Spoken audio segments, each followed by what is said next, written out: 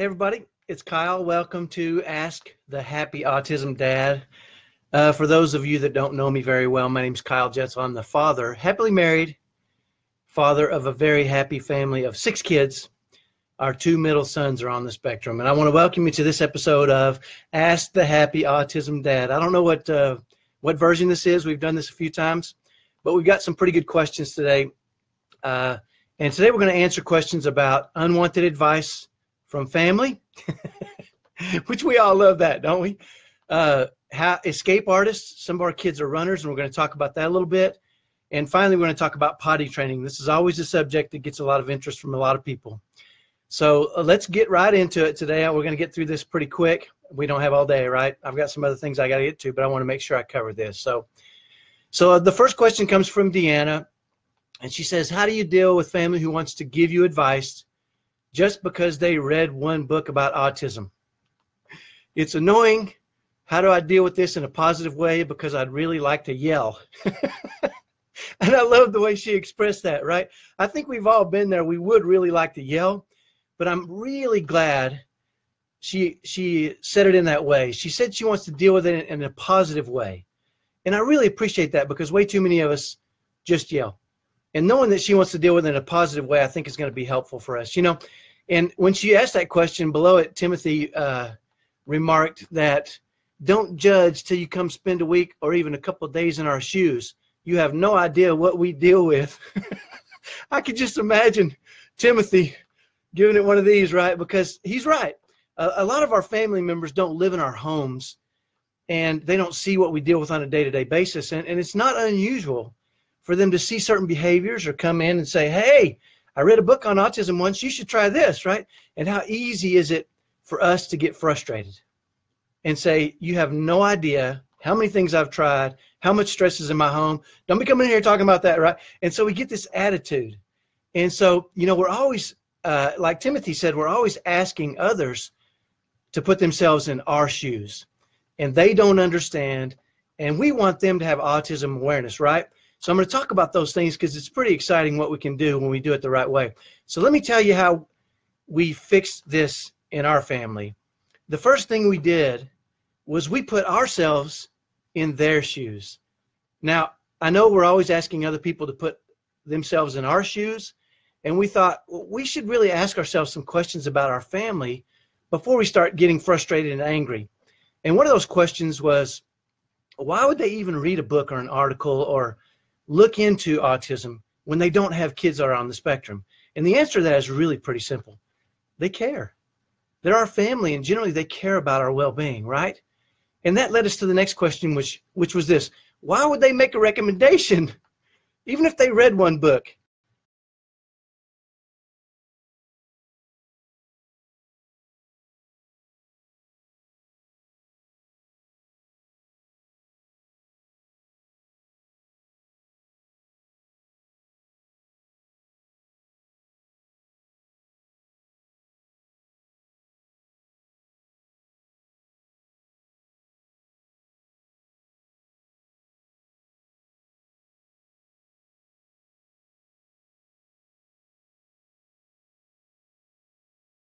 In their shoes was, why would they read a book or an article?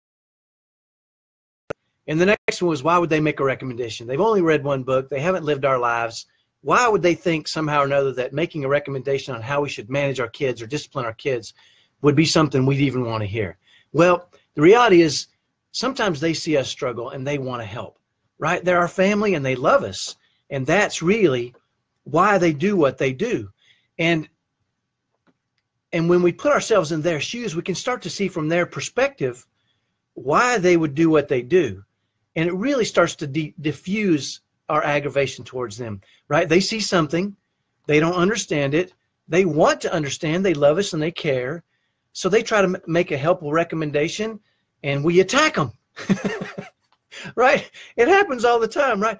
I'll never forget the first time this happened to me. My mom read one book on autism when my first son was first diagnosed, and she came to me and said, hey, I read this book and blah, blah, blah. And I'm thinking, oh my gosh, another one telling me, right? If it's not one person, it's another who doesn't know anything about it, right? And I have to ask you this. If you put yourself in their shoes, have you ever tried to be helpful and then been attacked? it doesn't feel very good, right? And I at the time, and me and my family, we were kind of jerks. I mean, they were just trying to help us. But what could happen is our family and my mom and other people, we can start to seem like we're bitter about it. And we can lose our ability to influence them and to really talk to them and help them to understand autism awareness. And that's the wrong kind of autism awareness. Way too many of us in the minds of civilians, and I've asked around, we're bitter jerks that don't think our kids can do anything wrong, even when they misbehave. And believe me, my kids do misbehave. And maybe it's autism, maybe it's not, it doesn't really matter. When we come off the wrong way, we're just a bunch of jerks, and we'll never have the ability to talk to people about autism awareness and what it is.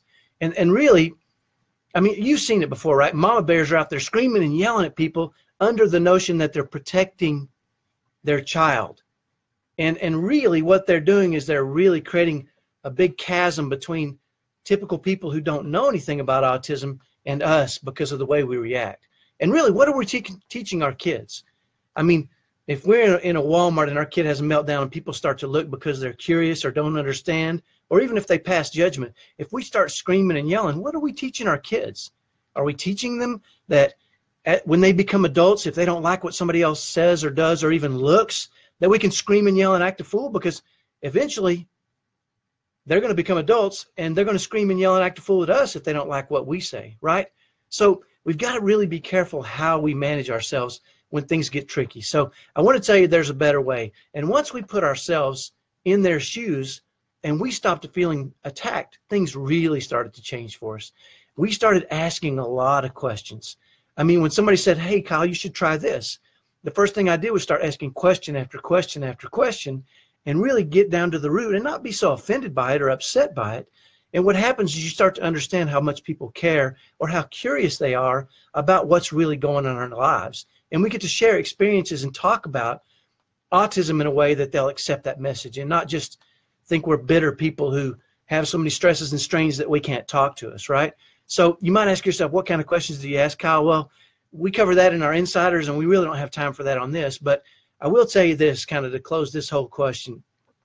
I used to have this old philosophy, and it went like this. I'm not going to take losing weight advice from a guy who's overweight. And I'm not going to take financial advice from a broke guy. And I'm not going to take advice on marriage from a guy who's been divorced. And I'm not going to take advice on raising kids on a guy whose kids are out of control, right? And I used to have this philosophy until I met a guy who was divorced and his kids had gone through some real difficulties. And, you know, as he started talking to me, and I asked him some questions, and the more questions I realized this guy had great advice on marriage because he had failed, and on kids because of some of the difficulties he had to go through. And there's nothing like struggle and pain to really teach you valuable lessons. He taught me in 10 minutes some of the most valuable lessons I could have learned about marriage and relationships and parenting because he had experienced pain and suffering, and there's no better teacher, right? Now, keep in mind, you don't have to take their advice. If I had thought it was bad, I wouldn't have tried it. But believe me, if I thought it was good at all and I would have given him the time, which I did, to tell me this stuff, I could try it and see what kind of results I got. And as I got results, I could keep that as part of my repertoire, right, of training and learning and growing. So you don't have to take people's advice. But please, please, don't stick your hand up and say, you don't understand, don't tell me what. All you're doing really is creating a chasm between you and those people that you care about. Well, and you might say to me, well, what if they don't care? What if they're just strangers being judgmental? Well, let me tell you a little story about my wife a few months ago. She took my 4 youngest kids. My 2 were off at college and working. And so she took my 2 sons on the spectrum and my twins, who are 9 years old now, to the theater. And my 18-year-old, who's on the spectrum, got a little overstimulated. There are some inside theaters, there can be a lot of noise or scary things, and it got him scared, and he ran out of the theater, and he ran into the hall, and he was screaming and yelling. And so my wife went out there to manage him. And, you know, when you're in a public place, people start to stare, and they start to pass judgment. And my wife was managing it perfectly. She knew he was overstimulated and overstressed, and she was just sitting next to him on this bench trying to console him. And as people walked by and stared, She said, you know what, I'm sorry. If you'll give me 20 minutes, I'll tell you what's going on. And I'd love to share with you kind of what we're experiencing, right? Well, half the people just ran off and didn't want to have anything to do with it. But once she got my son back into the theater, she walked out into the lobby, and there was about 6 or 7 people out there. There was a couple with a couple of kids, and there was another couple, and she had an opportunity to explain to them what autism was and what was happening right then and there, and really how they could be helpful, because they were curious. They weren't passing judgment. They were just wondering, how in the world is there this 18-year-old kid that's screaming and yelling and crying and kind of hitting himself a little bit to kind of calm himself down? And it gave her an opportunity to do some really good autism awareness, right? There's a difference. She could have looked at him and screamed and said, "Get up, what are you looking at? Go on about." I mean, she could have done a lot of things, but what she did was she took a really good approach and was able to do the kind of autism awareness we can do when we manage things in the right way, right? So we shouldn't expect them to change or stop being curious. We shouldn't expect our family to stop caring and stop reading books and stop wanting to help us. What we should do is we should stop being jerks about it. Because you know what? When you're a jerk, you lose. You lose your ability to influence, to help other people understand what you're going through, and maybe even, like I did, get some great advice from somebody who's experienced some things that can really help you. So if we're nice, they'll give us a chance to teach them about autism. And that's the kind of autism awareness we want to be able to share, right? So thanks, Deanna, for that message. Hopefully this has been really helpful. And I really appreciate you, Deanna, asking, how do I deal with this in a positive way? And that's really what we do. And I hope that's the message you got, is you can deal with this in a positive way. And guess what? When you deal with it in that way, it lowers your stress. It lowers your kids on the spectrum stress. And it lowers your family stress, right? When you have family come over and things go wrong, you've got an opportunity now to lower stress and help them understand, right? And understand what you're going through. And they're much more willing to accept and talk with you and understand and empathize if you're doing it in a kind way and understand where they're coming from. So hopefully that's helpful, right? So let's go to the next question from Emily. My daughter is 4 and newly diagnosed. Sorry, I got to get a drink of water. I'm getting dry. Our biggest fear is her running away. She has left the house several times on her own and had to be found by law enforcement even. We have proofed the doors, but we're still worried every time we take her out in of the house. Emily, I understand. My 2 sons on the spectrum were runners. Imagine 2 of them. And they don't run together. They run apart. So I get what you're talking about. And this is another opportunity for us to talk about autism awareness and really spread the message. So one of the things we did when we first moved into our newer place and our kids were diagnosed and that we knew is we went and talked to all the neighbors. We wrote up a little form. We printed it off. And we said, hey, if you see these boys and they're alone, here's a picture of them. Please let us know. Here's our number. We sure would appreciate your help. And you would be shocked at how willing and kind they are, neighbors are. We said if they do something unusual, if they open your door and go in the backyard without permission, please be patient. We don't want them to. We're not bad parents. We just need your help. And oh my gosh, our neighbors were fantastic. I mean, we talked to friends. We talked to people at church. I mean, even when we went into McDonald's, into the Playland, we would share messages, you know, and just make sure the people around us knew what was going on. And that's a great way to spread autism awareness. You know, I'll never forget the time. It was about 7 a.m. on a Saturday morning, and the phone rings, and I thought, who the crap is calling me at 7 a.m. on Saturday morning, right? I pick up the phone, and it's our neighbor the next block over. And he said, hey, Kyle. And I said, yeah. He said, you know, we don't know each other very well, but I've got 2 little guys. They were 7 and 4 at the time, standing at my front door selling chocolate. And I said, what? He said, I think they're your sons. I said, oh my gosh, what? Can you talk to them and just sweet talk them or be kind or keep an eye on them for me? Because I'm on my way, right? And I jumped up, and I'm telling you, I didn't put on a shirt. I put on a pair of shorts and ran over there. And there they were, standing in front of the neighbor selling chocolate. And you might say, what are you talking about, Kyle? Well, they had seen a SpongeBob episode where SpongeBob and Patrick decide they want to be entrepreneurs. And so they start running around selling chocolate in the neighborhood. So they thought, hey, We can be entrepreneurs, right? I guess. So they left one morning before we woke up and were knocking and ringing doorbells in our neighborhood trying to sell chocolate. Now, they didn't have any chocolate, but they didn't care. They were having a blast, right? And so what we did was, it was really a powerful message to us how important it is for our neighbors and people around us to know. Because if they know and we ask for their help, they'll give it to us. And this is the kind of autism awareness that's so powerful. We can explain to them some of our struggles and some of what we go through, and people will love to help you if you'll ask them for your help. This is the kind of autism awareness we need to spread. Now, I will tell you, keep them close, okay? Mine ran and ran and ran. We would set up, we didn't go to the park unless we had a perimeter. We always knew where they were at. We would go to Burger King Playland a lot because there was one exit door. I mean, yeah, you got to keep them close and don't assume they won't run ever.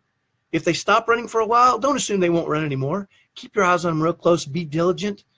And a lot of times they're going to grow out of it. My sons grew out of it, but I know there's other kids that don't. And there's two examples I'll give you. One of them is a good buddy of mine has two sons that are marathoners, right?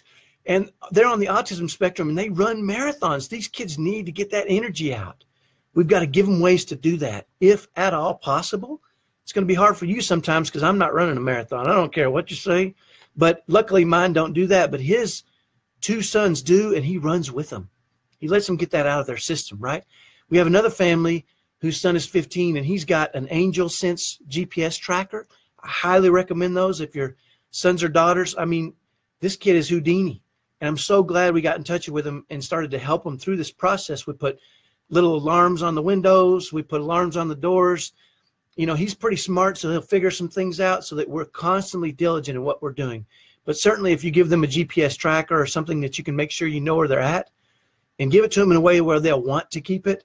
You know, this boy loves Spider-Man. They told him it was a Spider-Man bracelet. He keeps it on. It's a fantastic thing to keep track of those kids. So thanks for your question, Emily. Another opportunity for us to do the right kind of autism awareness. So the final question comes from Michaela.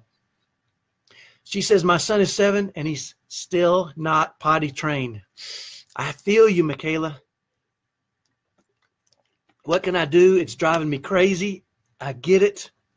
There was a time where we had 4 kids in diapers. My 2 sons on the spectrum who were 9 and 6 still weren't potty trained, and my newborn twins. And so I get it when you talk about that.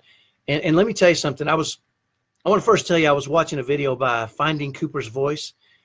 She's another autism mom that talked about this morning. And she said something, I'm so glad she said it. She said, you know what? We can try to force them, but when they're ready, they get it, right? And I'm not saying don't attempt and keep working at it, because we tried everything. I mean, we tried everything, and we were working, and it was frustrating and discouraging.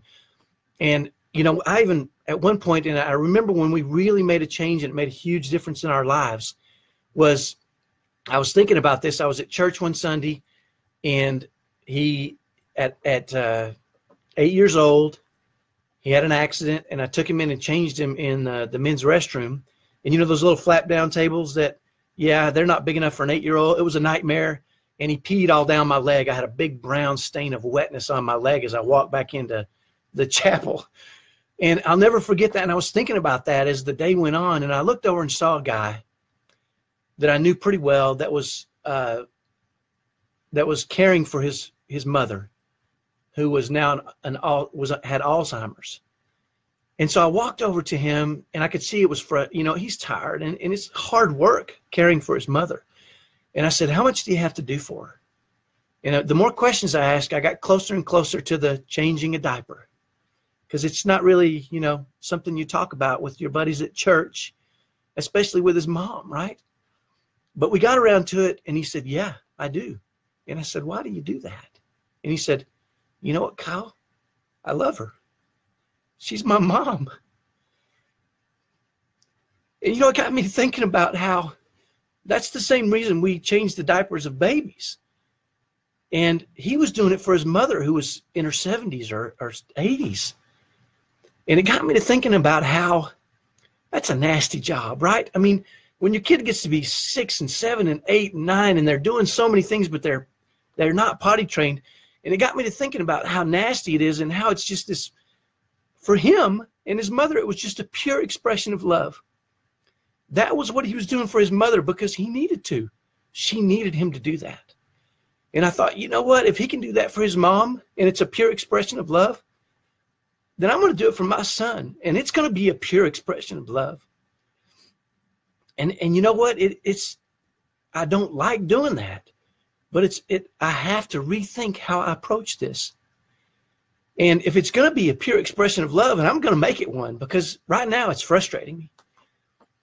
I used to be so discouraged, and I thought, if I'm going to make it a pure expression of love, I'm going to verbalize that to him. And so I started doing that. When I would change his diaper, I would say, you know what? I love you so much, Eric. And you're growing up, and you're going to figure this out. And when you do, you're going to be really grown up, and you're going to be able to do this on your own. But until then, I love you, and I'm going to do it as long as I need to until you can do it for yourself. And it's going to be soon, and I know it. Well, I'd love to tell you that it was a magic bullet, and that was the day he fixed it, and it wasn't. It didn't happen right away.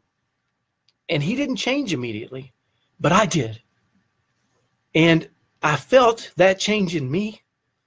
And now when he crapped his pants, instead of me getting frustrated and angry and discouraged as I was doing it, I got to show my pure expression of love for him. And that's what I did.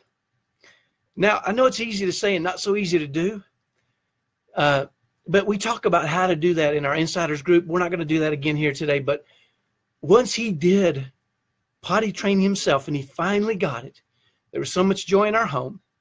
But you know what? The last couple of years of it, I really enjoyed it. Now, don't get me wrong. I didn't enjoy it. It's nasty, but it gave me an opportunity to love him. And as I look back and I put myself in his shoes, you know, how much pressure was I putting on him and strain was I putting on him by being frustrated? I'm sure he wanted to potty train himself. I'm sure he wasn't doing it to be defiant. I'm sure there were other reasons that I couldn't understand. But me putting that stress and strain on him, I'm sure, wasn't helping him. And I'm convinced, and I have no proof of this, but I'm convinced by me changing my approach, I helped him get there faster. And you're not going to make me think otherwise, right? I lowered his stress, and I lowered my stress. And I got to express pure love to him so many times, sometimes multiple times a day, that I wouldn't have that opportunity to do before. So here's what I have for you. Keep working at it, but work at it with the right attitude. They'll get it. And until they do, show them your pure expression of love every time you have to do it, because it matters. And when you do it and they feel that, they know you love them. They need us at our best when it's the hardest. And that's an easy way to do that for him. So, you know, thanks for that question as well. If you haven't noticed, it's kind of a theme here today. You know, we can't really change anybody else. We can't change our family. It's nice that they care enough. We can't change our kids. And if you're trying to change others or change your kids, you're always going to be stressed. And that's not what we want. We want to lower stress and tension in our homes. But if you'll put yourself in other people's shoes, like we're always begging people to do for us, right? If you could just walk a mile in my shoes, put yourself in other people's shoes for just a moment. You'll realize how different your approach can become and how much happier and how much more joy and happiness you can express and show other people. And that's the kind of autism awareness we need to share. That's what the world needs to see from us as parents. That's what our kids need to see from us. When your approach becomes different, your life becomes so much easier, so much more happy. Your kids feel it. Your spouse will feel it. They'll join in. It's a much happier world. I want to share one final story with you that illustrates this very dramatically. A few years ago, I was dropping my kids off for school, and I came to a four-way stop. And as I came to the four-way stop, I came up on the right, and there was a guy on my left. And usually when you come to a four-way stop at the same time, the law says the one on the right goes first, right? So I went. Well, the guy who was turning wasn't happy. And he was a little guy in a big truck. And I could see behind me, as I went through, I could see his anger and frustration. And road rage is real, right? We don't know what's going on in people's lives. And I'm not a small man. I can handle myself. Don't let my emotions fool you. I'm not scared of anything. But I thought to myself, this guy's going crazy over nothing. And I could see him back there just shaking his fist. And when we got to the next stop, he pulled up alongside me and he rolled his window down, and I think it was about to happen. And I thought, maybe I should put myself in his shoes. And so he rolled down the window and I said, hey, if I did something to upset you, I sure am sorry. I sure didn't mean to do that. And his expression changed from anger. He just went flat-faced and he says, oh, that's okay. No problem. See you later. And he drove off. And this dude went from wanting to kill me to driving off happy. And I thought, oh my gosh, how powerful was that, right? Well, I'm not kidding you. The next day, we came to the same four-way stop at the same time. And I thought, well, I'm not going to mess up this time. And so I tried to wave him on. And he went, no, you go. And as I went, he waved at me. And I could see I had made a good friend. You know, let me tell you something. It's powerful when you can influence people in the right way. A lot of times, it's how we manage ourselves and how we manage situations. Stop telling everybody to put themselves in your shoes. Step into theirs. Look at yourself from the outside in. And maybe, just maybe, I know it's worked for our family, and I hope it's going to work for your family. You'll find that you can really have an influence on people for good. Autism awareness around me is this beautiful thing that's happening. And people understand and they care and they want to show empathy and sympathy for us. They want to help, but we've got to do it in a way that makes them want to help us, that makes them care. Hopefully that's been helpful for you. This is longer than I expected it to be. I guess under 30 minutes is okay. Hey, I'll try to do this again next week. I see a lot of questions coming up. A kind answer turns away wrath. Thank you, Sherry. That's exactly right. Have a great week. Hey, if you want to talk to me personally or you want to check out what we do on Insiders, click on that link. We'd love to talk to you. Hey, be happy. Spread happiness. Lower stress and tension in your home. If you need help, we can help you. Let us help you. We want for you what we have. That's a happy home where there's a lot of love, a lot of kindness. Go out there and do what's right in your community. Thanks again for joining in, and we'll see you next time. Bye-bye.